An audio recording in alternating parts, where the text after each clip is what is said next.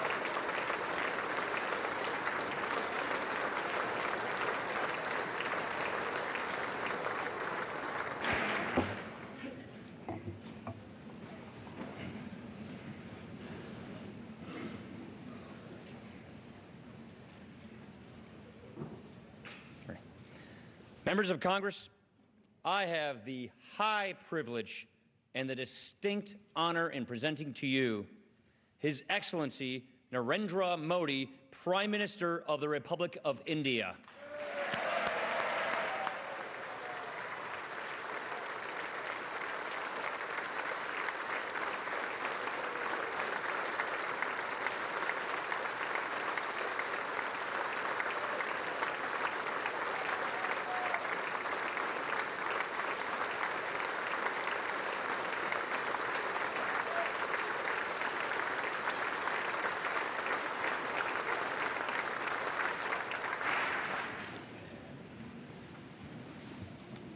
Mr. Speaker, Mr. Vice President, distinguished members of the U.S. Congress, ladies and gentlemen, I'm deeply honored by the invitation to address this joint meeting of the U.S. Congress. Thank you, Mr. Speaker, for opening the doors of this magnificent Capitol. This temple of democracy has encouraged and empowered other democracies the world over.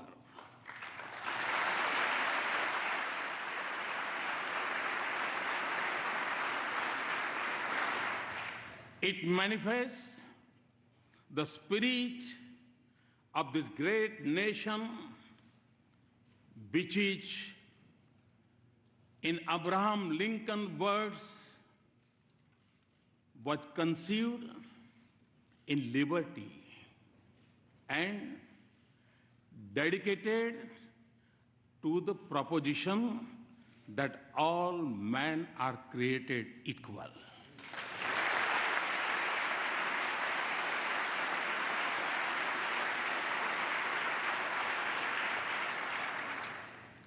In granting me this opportunity, you have honored the world's largest democracy and its 1.25 billion people.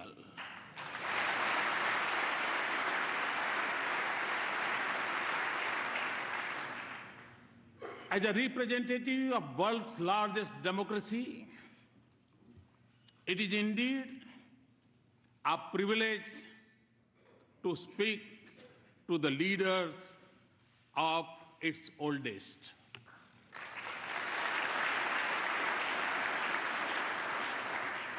Mr. Speaker, 2 days ago, I began my visit by going to the Arlington National Cemetery, the final resting place of many brave soldiers of this great land.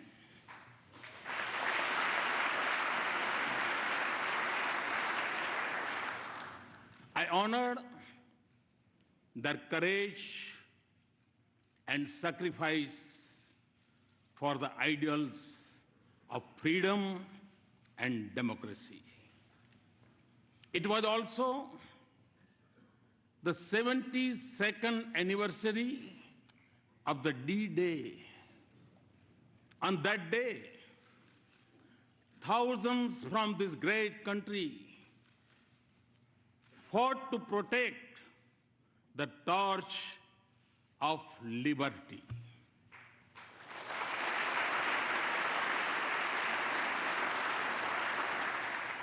They sacrificed their lives so that the world lives in freedom. I applaud, India applauds the great sacrifices of the men and women from the land of the free and the home of the brave in service of mankind.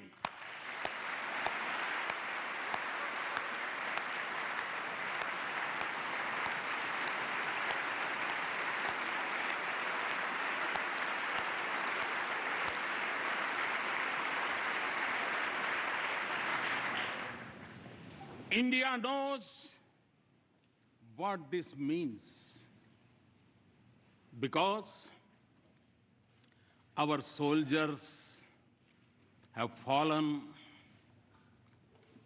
in distant battlefields for the same ideals.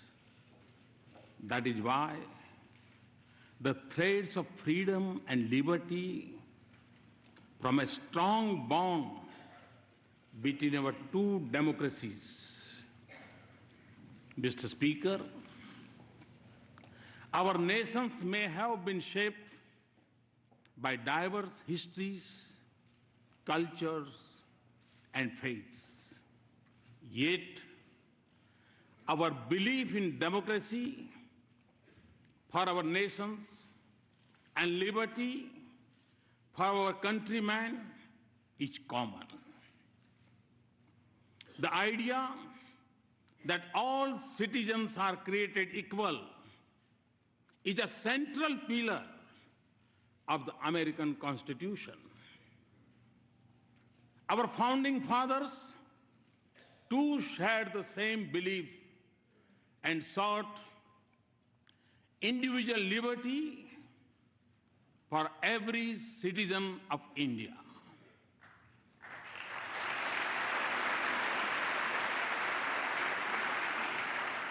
There were many who doubted India when, as a newly independent nation, we repose our faith in democracy.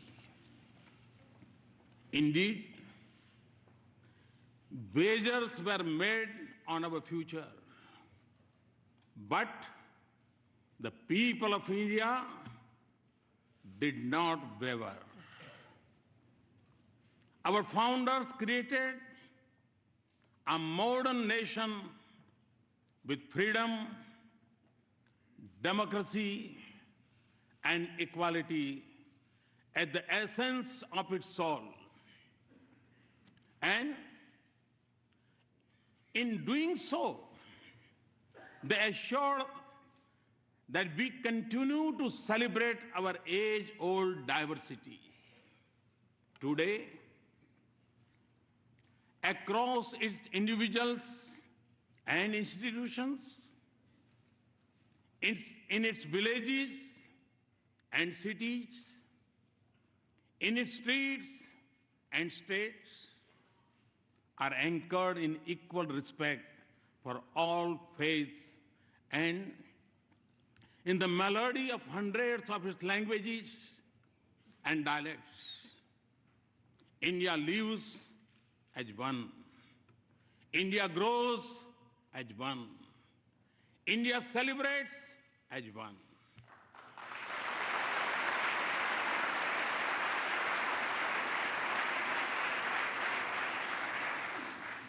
Mr. Speaker, modern India is in its 70th year.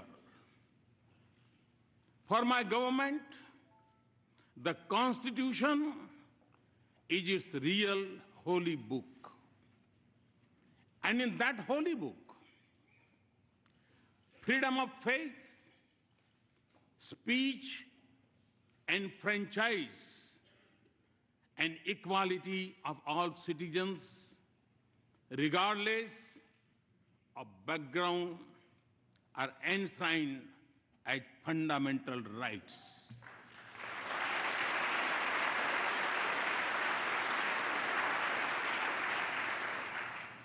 $800 million of my countrymen may exercise the freedom of franchise once every 5 years. But all the 1.25 billion of our citizens have freedom from fear, a freedom they exercise every moment of their lives.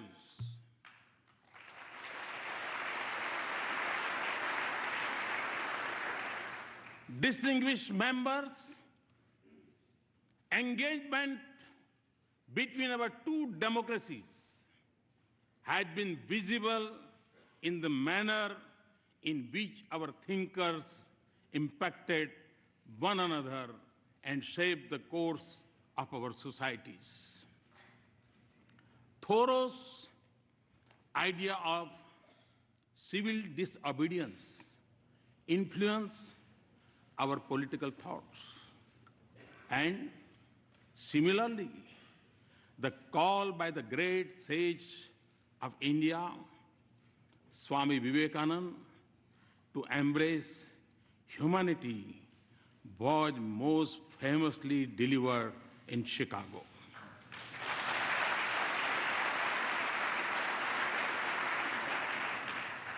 Gandhi's non-violence inspired the heroism of Martin Luther King.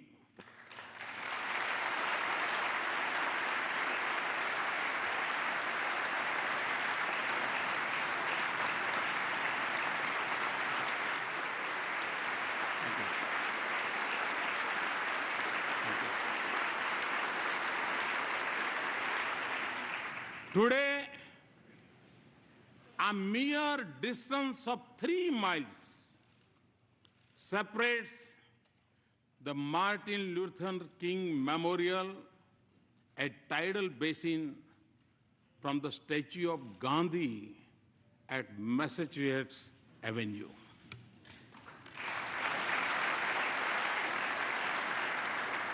This proximity of the memorials in Washington mirrors the closeness of ideals and value they believe in. The genius of Dr. Bhimrao Babasaheb Ambedkar was nurtured in the years he spent at the Columbia University a century ago.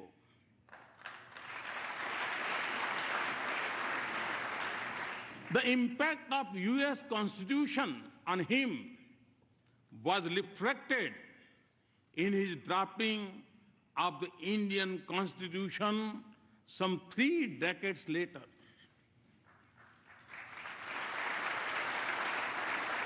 Our independence was ignited by the same idealism that fueled your struggle for freedom. No wonder then that former Prime Minister of India, Sri Atal Bihari Vajpayee, called India and the US natural allies.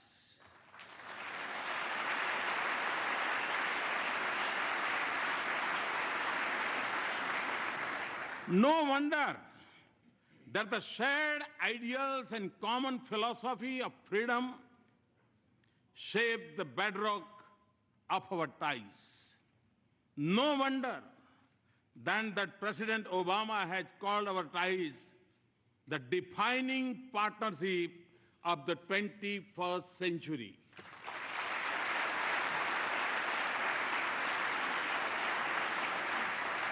Mr. Speaker, more than 15 years ago, Prime Minister Vajpayee stood here and gave a call to step out of the shadow of hesitation of the past.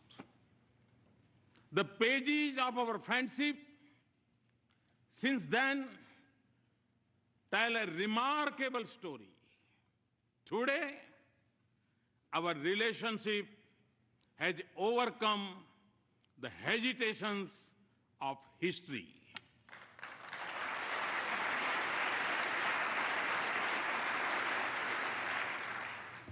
Comfort, candor, and convergence define our conversations. Through the cycle of elections and transitions of administration, the intensity of our engagements has only grown. And in this exciting journey, the US Congress has acted as its compass. You have helped us turn barriers into bridges of partnership.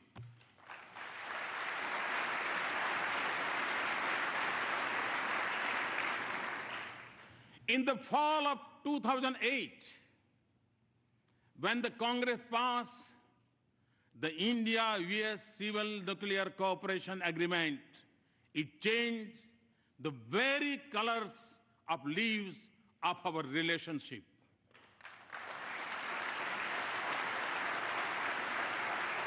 We thank you for being there when the partnership needed you the most. You have also stood by us in times of sorrow. India will never forget the solidarity shown by the US Congress when terrorists from across our border attacked Mumbai in November of 2008.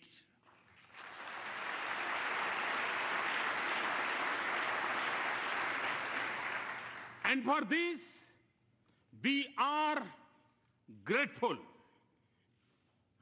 Mr. Speaker, I'm informed that the working of the US Congress is harmonious.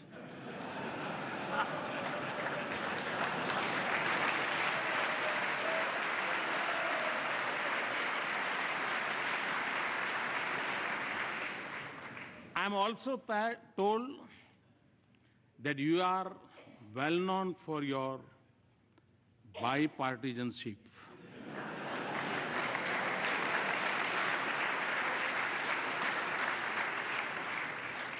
Well, you are not alone. Time and again, I have also witnessed a similar spirit in the Indian Parliament.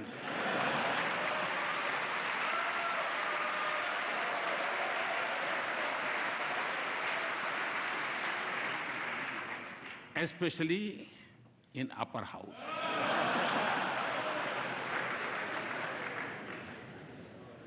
So,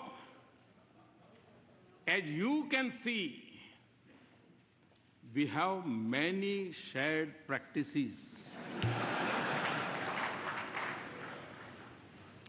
Mr. Speaker, as this country knows well, every journey has its pioneers. Very early on, they shaped a development partnership, even when our meeting ground was more limited. The genius of Norman Borlaug brought the Green Revolution and food security to my country.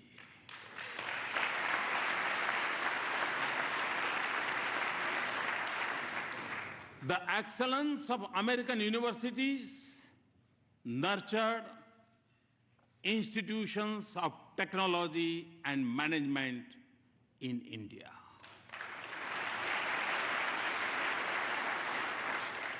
And I could go on, but fast forward to the present.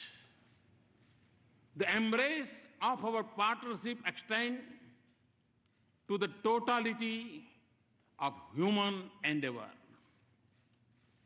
From the depths of the oceans to the vastness of the space. Our science and technology collaboration continues to help us in cracking the age-old problems in the fields of public health, education, food, and agriculture. Ties of commerce and investment are flourishing. We trade more with the US than with any other nation.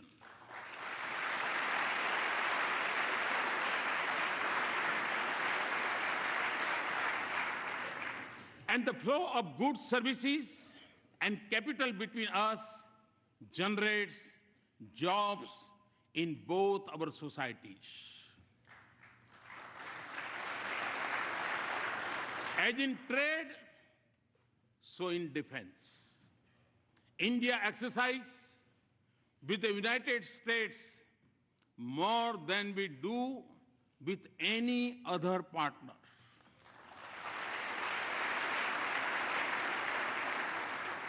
Defense purchases have moved from almost zero to $10 billion in less than a decade.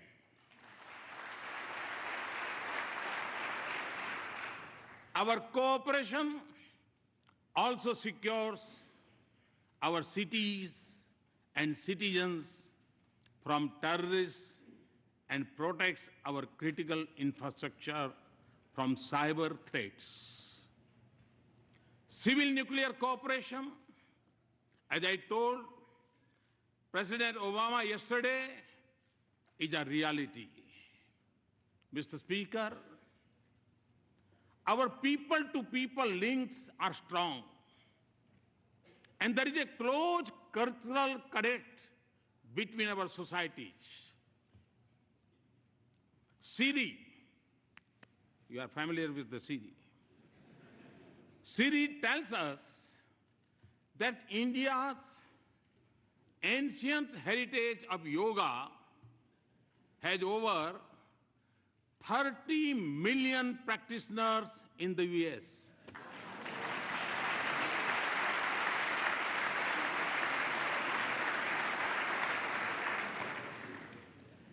It is estimated that more Americans bend for yoga than to throw a curveball. And no, Mr. Speaker, we have not yet claimed intellectual property right on yoga.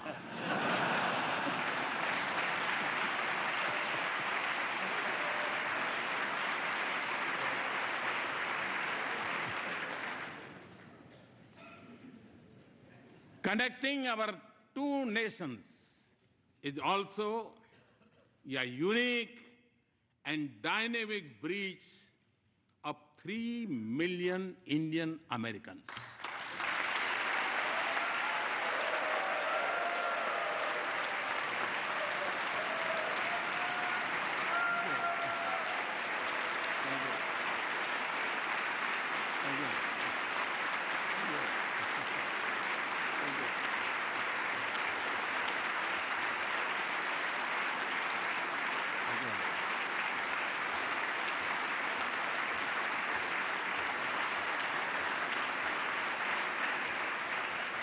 Today,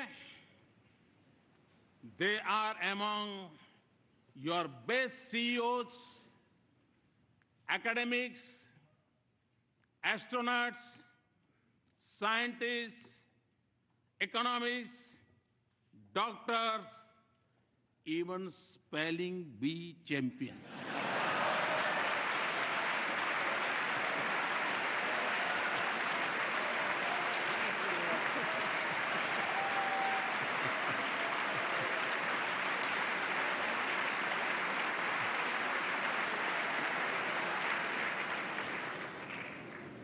They are your strength. They are also the pride of India.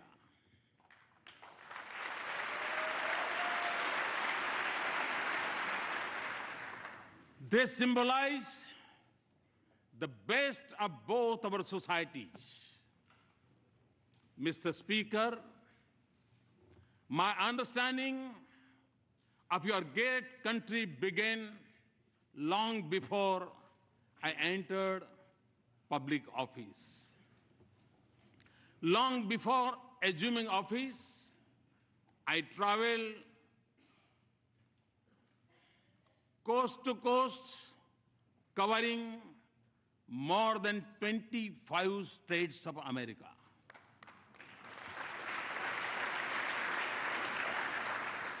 I realized then that the real strength of the US was in the dreams of its people and the boldness of their ambitions.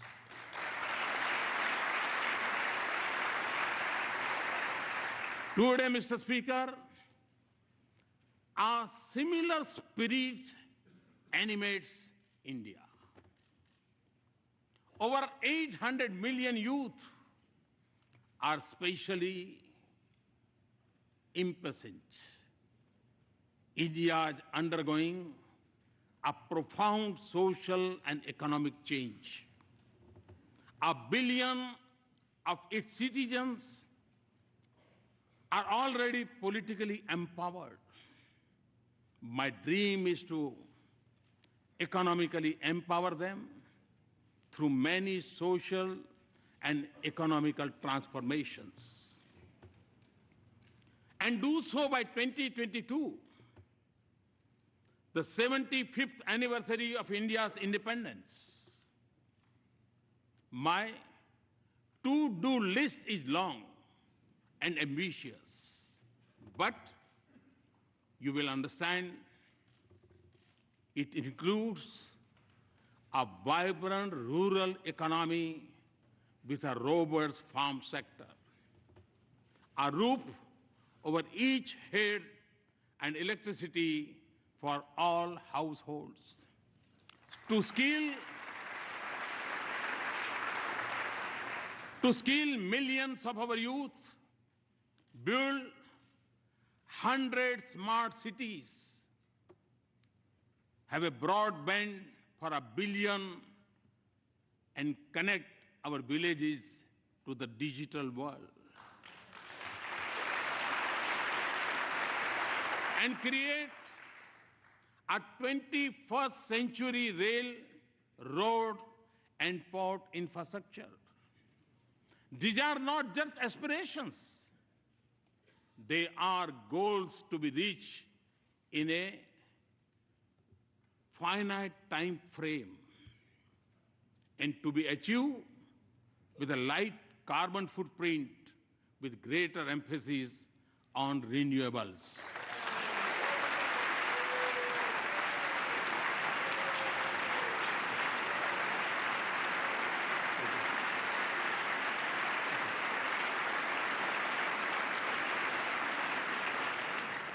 Mr. Speaker, in every sector of India's forward march, I see the US as an indispensable partner.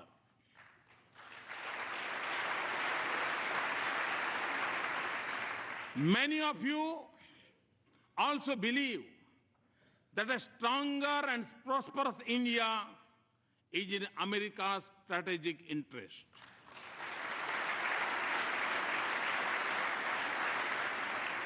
Let us work together to convert shared ideals into practical cooperation.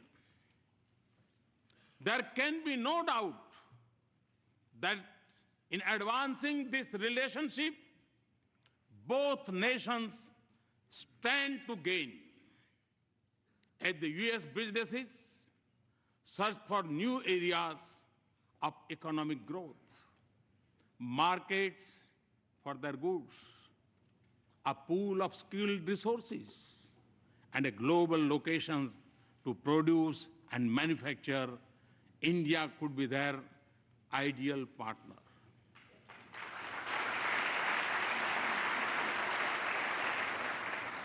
India's strong economy and growth rate of 7.6% annum is creating new opportunities for our mutual prosperity.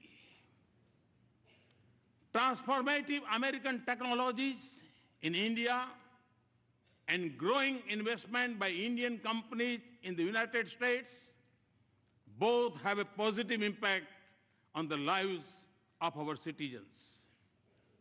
Today, for the global research and development centers, India is the destination of choice for the US companies. Looking eastward from India across the Pacific, the innovation strength of our two countries comes together in California.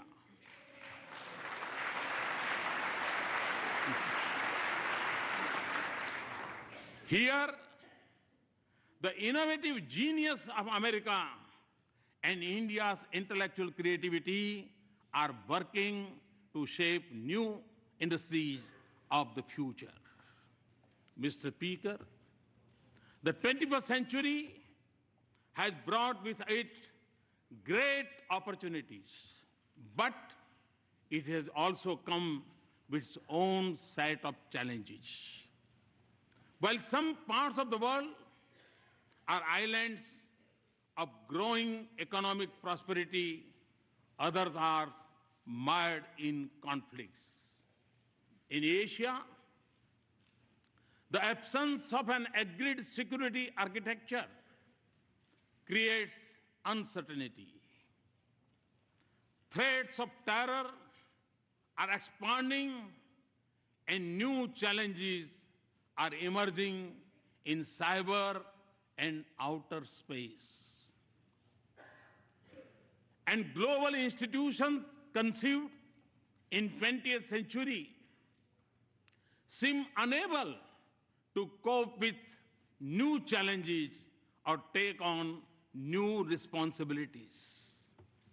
In this world of multiple transitions and economic opportunities, growing uncertainties and political complexities, existing threats and new challenges.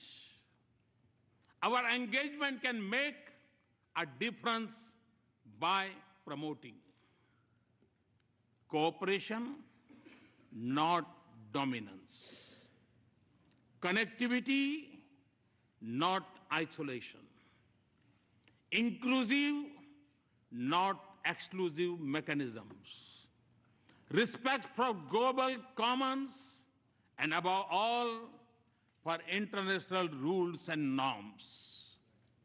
India is already assuming her responsibilities in securing the Indian Ocean region. A strong India-US partnership can anchor peace, prosperity, and stability from Asia to Africa and from Indian Ocean to the Pacific.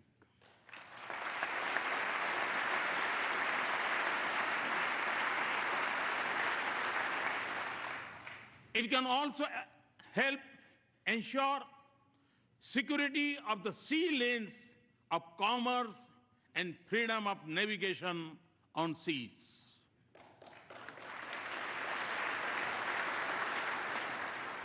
But the effectiveness of our cooperation would increase if international institutions frame with the mindset of the 20th century, where they reflect the realistic of today.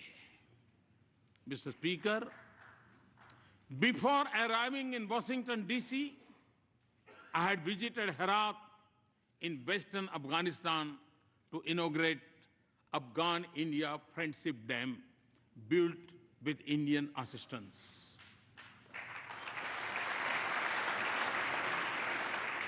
I was also there on the Christmas Day last year to dedicate to that proud nation, its parliament, a testimony to our democratic ties.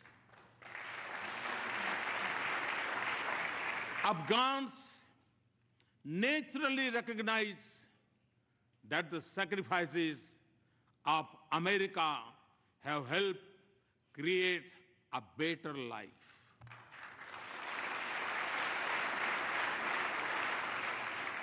But your contribution in keeping the region safe and secure is deeply appreciated by even beyond. And India too has made an enormous contribution and sacrifices to support our friendship with Afghan people. A commitment to rebuild a peaceful and stable and prosperous Afghanistan is our shared objective. Yet, distinguished members, not just in Afghanistan, but elsewhere in South Asia and globally, terrorism remains the biggest threat.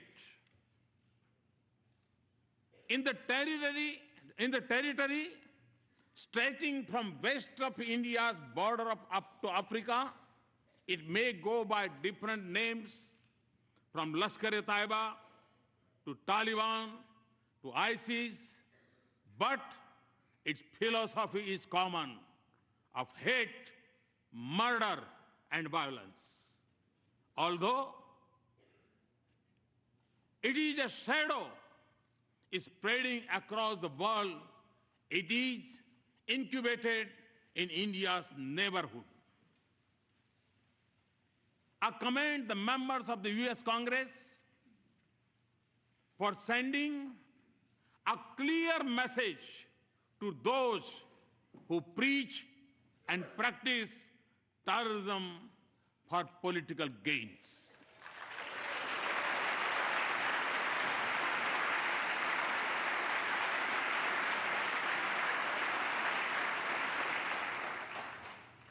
Refusing to reward them is the first step towards holding them accountable for their actions.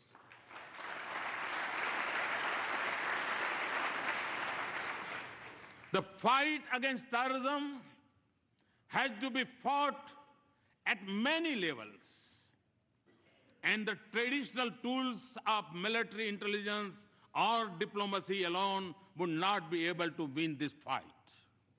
Mr. Speaker, we have both lost civilians and soldiers in combating terrorism. The need of the hour is for us to deepen our security cooperation and base it on a policy that isolates those who harbor, support, and sponsor terrorists.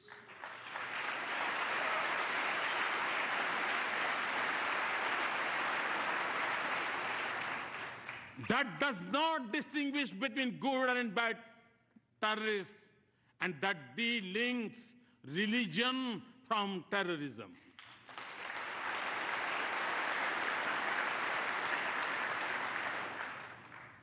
Also, for us to succeed, those who believe in humanity must come together to fight for it as one and speak against this menace in one voice.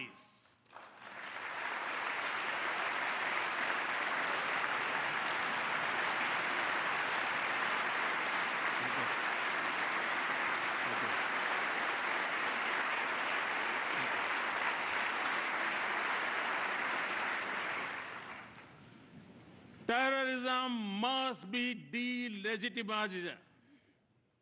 Mr. Speaker, the benefits of our partnership extend not just to the nations and regions that need it most. On our own, and by combating our capacities, we are also responding to other global challenges, including when disaster strikes and where humanitarian relief is needed. From our shore, we have evacuated thousands from Yemen, Americans and Indians and others. Nearer home, we have the first responders during Nepal's earthquake, in the Maldives water crisis, and most recently during landslide in Sri Lanka.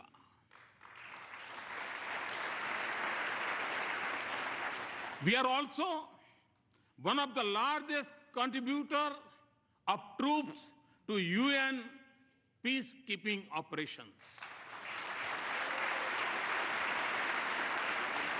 Often, India and the US have combined their strengths in science and technology and innovation to help fight hunger, poverty, disease, and literacy in different parts of the world. The success of our partnership is also opening up new opportunities for learning, security, and development from Asia to Africa.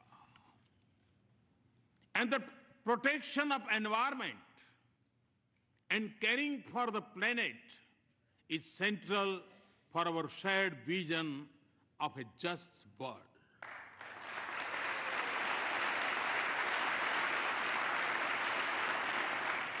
For us in India, to live in harmony with Mother Earth is a part of our ancient belief. And to take from nature only what is most essential is a part of our Indian culture. Our partnership, therefore, aims to balance responsibilities with capabilities. And it also focuses on new ways to increase the availability and use of renewable energy.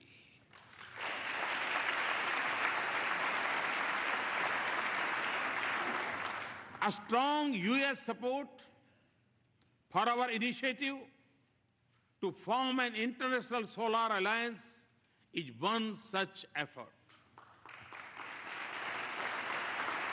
We are working together not just for better future for ourselves, but for the whole world. This has also been the goal of our efforts in G20, East Asia Summit, and climate change summits.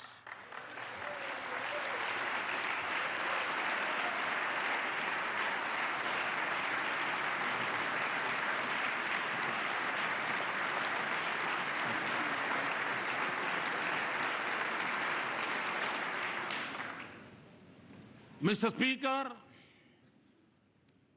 as we deepen our partnership, there will be times when we would have differing perspectives. But since our interests and concerns converge, the autonomy in decision-making and diversity in our perspectives can only add values to our partnership. So, as we embark on a new journey and seek new goals, let us focus not just on matters routine, but also transformation, all ideas.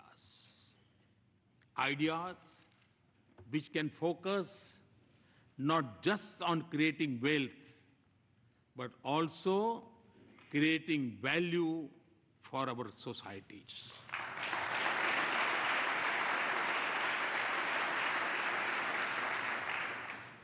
Not just on immediate gains, but also long-term benefits.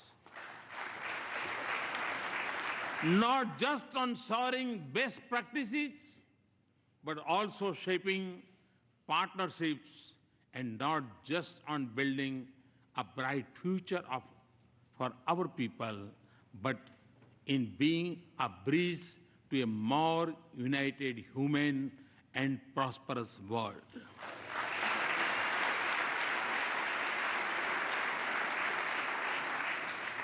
And important for the success of this journey would be a need to view it with new eyes and new sensitivities.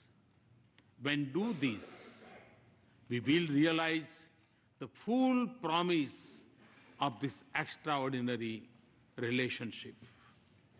Mr. Speaker, in my final thoughts and words, let me emphasize that our relationship is prime for a momentous future. The constraints of the past are behind us, and foundations of the future are firmly in place. In the lines of Walt Whitman, the orchestra have sufficiently tuned their instruments. The baton has given the signal. And to that, if I might add, there is a new symphony in play.